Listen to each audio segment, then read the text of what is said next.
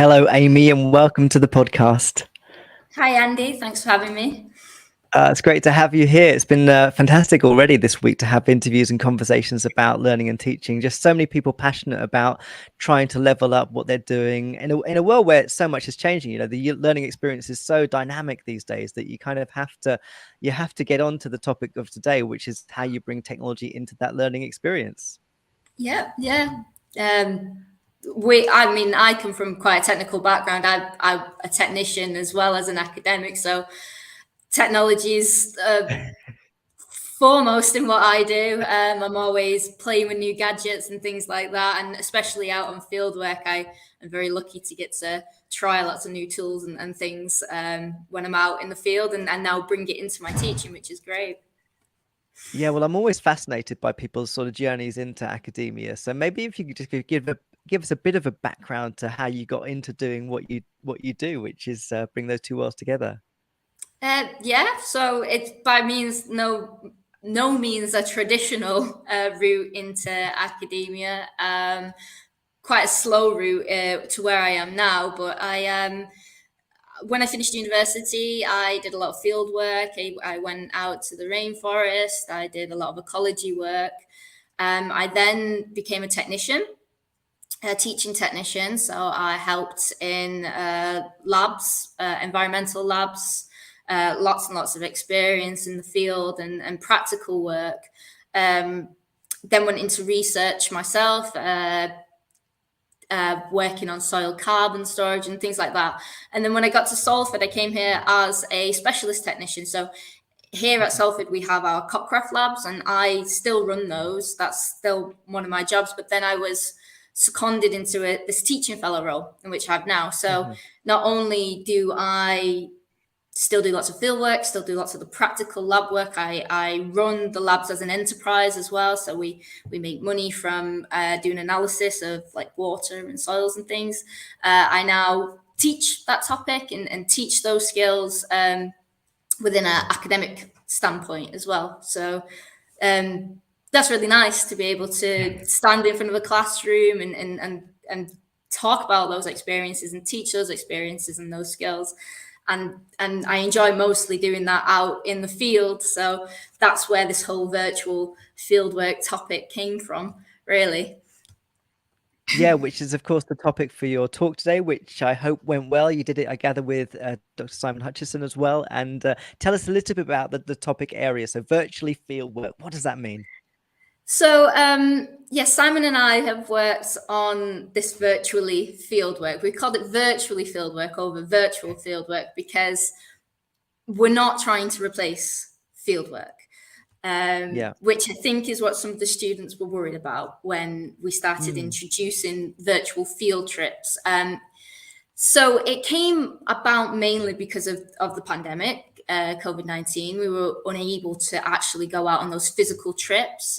International trips were cancelled. Our local trips to the Lake District and things like that were all cancelled. And we're like, well, it's so important in geography and environmental sciences to go to those physical locations, see them, get a feel for them, collect data, even collect samples and things like that. So it's very important within teaching guidelines for the study for those topics.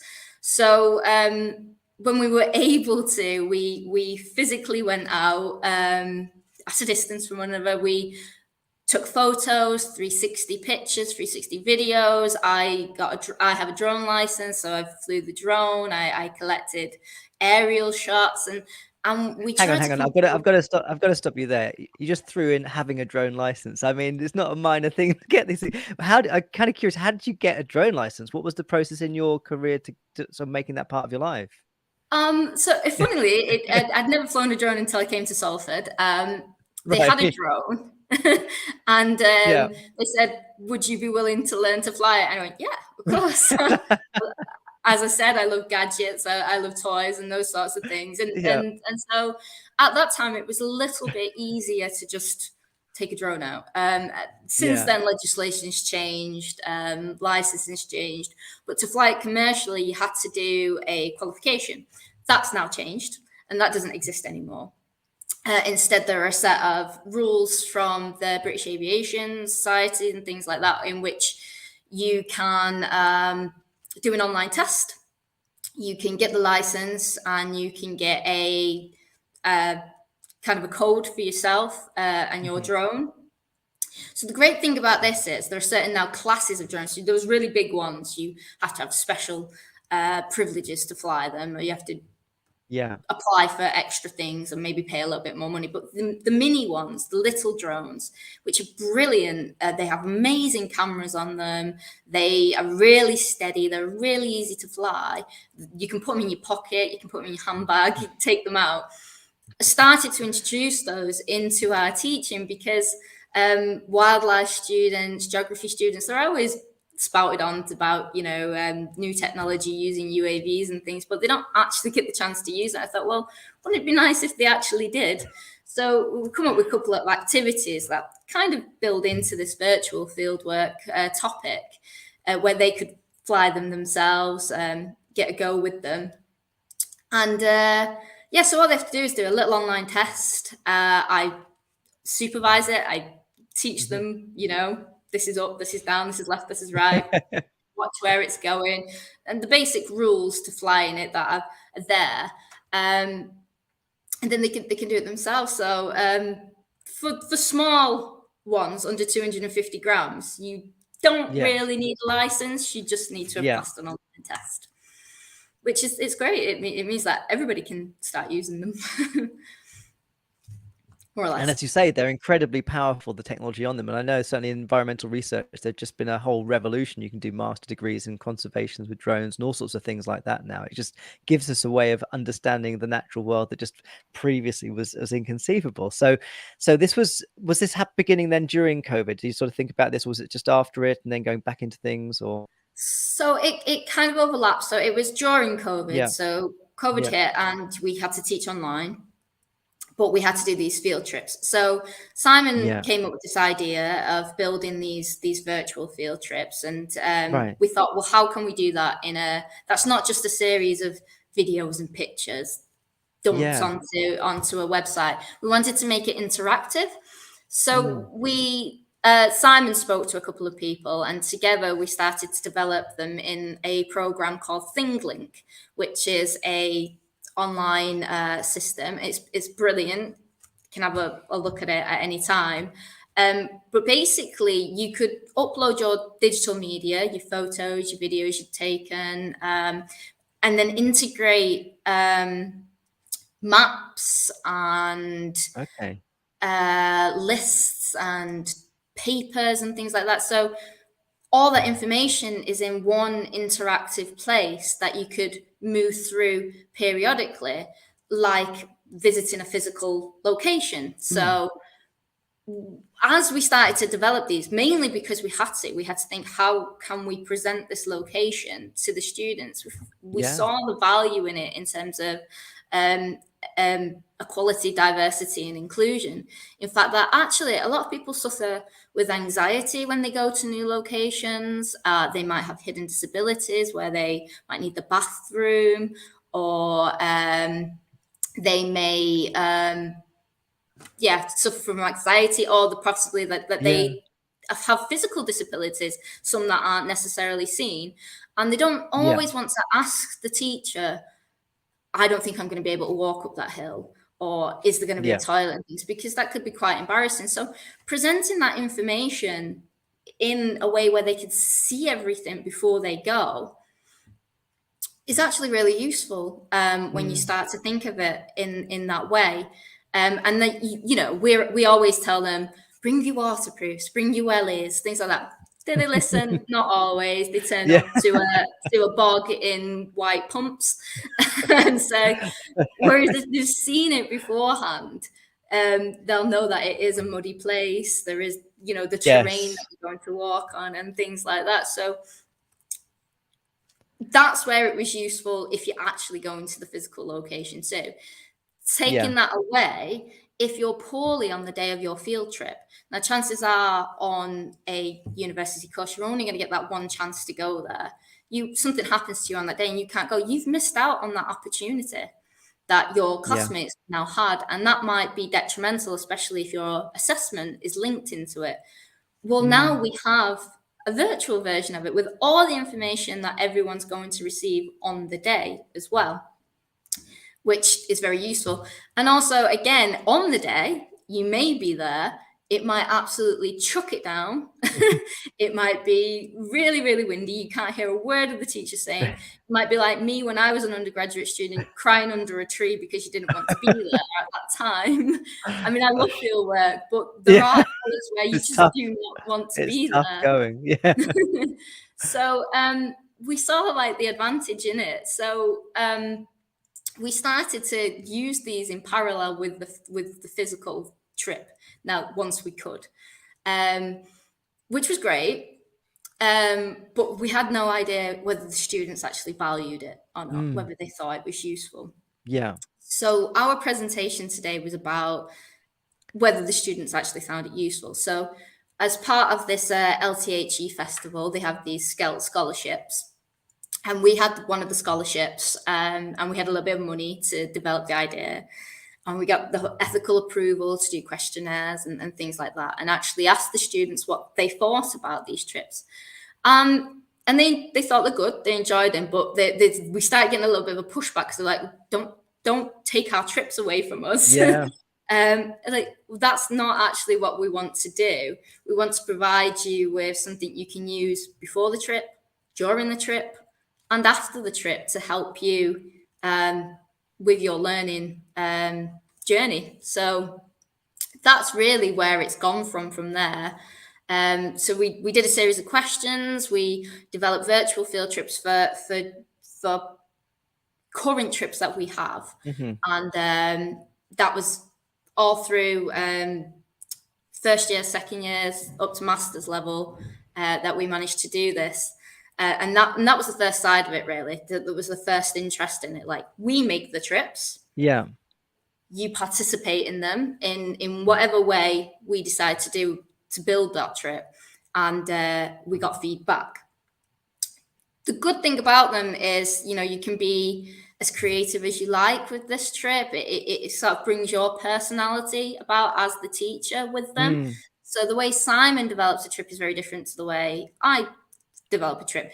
And I just point out here as well, because I have very much focused on geography field trips. It's got so many other applications. It could be site visits, laboratories, hospitals, dangerous environments. It doesn't necessarily have to apply specifically to geography, which is where we have been using it. It can be anywhere where you're going outside of the classroom to a new environment where somebody might have anxiety about that. Yes. So with that in mind, when we started developing these trips, I also started bringing the lab into the virtual trip as well, because some of what they do following on from going to that physical location is to then come back to the university and go in our labs. Well, that might be for the very first time, and they're going to use some scary equipment they've never used before.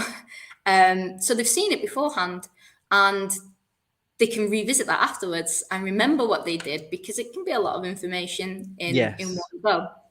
So it's very, very useful in that sense. So it sounds like a sort of variety of ways in which this was delivered. Were components of it then live? So the field trip that you're going out, or Simon is going out on a day, and students can join you remotely, or is it exclusively you going out and doing the field trip, creating the artifacts, uploading them to ThingLink, and then they log in when they wish, or was it a mixture of the two? So it was more of the latter, of us creating them, using it, going on the physical trip, and then using it again afterwards. However, being able to, if you necessarily couldn't come on the day, you could participate in that, but it wasn't live like this is live here now. There wasn't any of that. However, that's a very good idea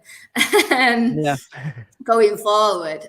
But what we decided to look into after that was this idea of co-creation, getting the students to create their own virtual trips. Okay. So we've done it. We've seen what they thought about it, which generally it was very positively received, although we did get a lot of comments on, yes, I would use them, but don't take away our trips. Yeah. So we thought, well, okay, we can make them.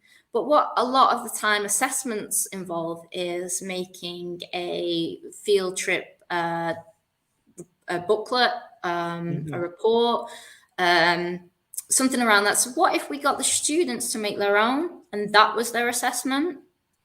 Okay. So we kind of approached this in a couple of different ways because we weren't sure how it would go down, because it's quite different from what is now currently academic. But by seeing what the students created, it also allows you to think a little bit more like they do. Why have they put that piece of information? Why have they taken those photos to explain something? So we did this in 3 parts. Firstly, we did it with a small group of foundation year students. We went out to a site on a very, very cold day. We gave them the tools to use. So we introduced those drones. How might you use the drone to explore this environment? What pictures might you take to tell us about the industrial history of this site? And then build that into your own virtual field trip on ThingLink. Yeah. And what was good about that was one of the students on that particular module couldn't attend on the day Right. because of physical difficulties, yet she was still able to participate in the activity because the others went out and took the pictures, and yet she could still be involved in that piece of work. Yes. So, and they could take whatever approach they wanted with it. They could bring in links from websites, and, it showed that they'd looked into the ideas, they'd thought about it. We then scaled it up, and what we did was our very own Peel Park here on the Salford campus. We decided we were going to make a virtual Peel Park as a kind of way to develop the idea. So with some of the funding that we got from our scholarship, we bought another drone, we bought another 360 camera, and we enticed the students with a free lunch. So this was, again, from feedback from that first session, some of it was they liked the idea of the tools, the toys, the cameras and the drones, but they were a little bit scared of it, and they hadn't had any training prior to this. So with this group of volunteer students, we gave them some training beforehand. We then set them loose into the park, and they had to come up with a theme on how they would present the park to individuals. So that could have been on the wildlife of the park, its heritage, because we've got the statues and things. Yeah. Or it could be to do with accessibility. So the ramps, pointing out the signs and things like that. And then the second part of the day was they brought all those digital assets into the computer room. They were taught how to use ThingLink, and then they created their own virtual Peel Park, which we could then share with the Peel Park rangers for them to use as they wished. Wow. So that was a great activity. And again, we were able to carry on our research and get the feedback on what they thought about creating their own field trips. And their ideas around that. And again, it was quite positively received. They really enjoyed using the drones. They enjoyed using the technology. They found ThingLink difficult to begin with. It was a steep learning curve, but once they got it, they got it. So generally, it was all quite positive. So then the third piece of this was, let's make it an official piece of assessment. Right. And we went out on a residential field trip to Lake Windermere, and the students had to, for their own individual piece of work, make their own virtual field trip. Okay. The issues we had here were we didn't have enough of the tools for them to use. So what they ended up falling back on was using their own mobile phones. Right. Which they were very comfortable with doing. Yeah. And quite happy to do that. But some students thought, this was brand new to them at the end of a year of being taught to be very academic. this wasn't, how do I reference where I've got these Mm. things from and things like that. So stuff to take away and reflect on going forward. But generally, so far positively received by the students. It sounds fantastic. And I just want to ask about ThingLink, because I've not encountered it before. Is this a platform that's sort of public? Is it membership? Can anyone use it? It's it is membership, so you Yeah. have to have a license to use it. So the Right. university does have a license to use it at the moment and develop Okay. on it. I think we Yeah. would like to make that more accessible to uh, further afield, because I think it's specific to the stuff that we've been doing. Right. Um, but as I said, there's value in using it in any module that where you might leave the classroom, or you might want to be a little bit more interactive with some information that you're presenting. So, by putting this information out there and talking about our experiences with it, hopefully that's something going forward. But in terms of what you've made, the person receiving it doesn't need to have a license to Oh, use it. okay. Right. So therefore, we have a license to prepare Yeah. the stuff, and then the students can click into it, use it as much as they like. So Uh, do they need to log in, and then it's like a publication or sort of portfolio of things that you can access through a guide or something like that? Yeah, so we make the link accessible to whoever we want to make it Right. accessible to, but the only difference is when they come to creating their own. Yeah. That's where it gets a little bit more complicated, because Yes. we have to sort of have a bigger membership, I Yeah. suppose, a Yeah. wider use of it, a higher Yeah. membership in a And sense. it certainly sounds like a platform that has kind of wider use. I think one thing that's really interesting about this is, like, we get students using our VLEs and our other platforms, but actually when they go into the world of work, they don't use these platforms at all. So if you can get them using things that have wider utility beyond just university life, that's an incredibly valuable thing to do. Yeah, I think in terms of skills for outside of university Mm. going forward, using things like this, again, it is a portfolio. They're using new technology. They're thinking about science communication as well. Mm. So, one thing as a scientist we get drummed into us now, it's all very well and good doing the research, but how are you communicating it? How are Yeah. you putting it out there, and how are you making it interesting? So, we see PowerPoints and documents and things like this. Well, this is a new way of communicating possibly the work you've been doing, something Yeah. you want to share. So it's providing them those skills as well, thinking about how you might present information in a different, more interactive, more interesting way, especially as we go further and further into this digital world that we're going in. Absolutely. And a lot of these students, they're constantly on the computers, laptops, phones, and Yes. that it's so easy to use these trips on them, on a mobile phone, and on Yeah. your laptop, that actually it's quite good for that. And I think what's really interesting, and you sort of mentioned it a little bit, but I think from a sort of learning and teaching perspective, we often sort of think about evaluations and how we assess things. And we always have our sort of end of year module questionnaire, which everyone thinks is woefully inadequate often.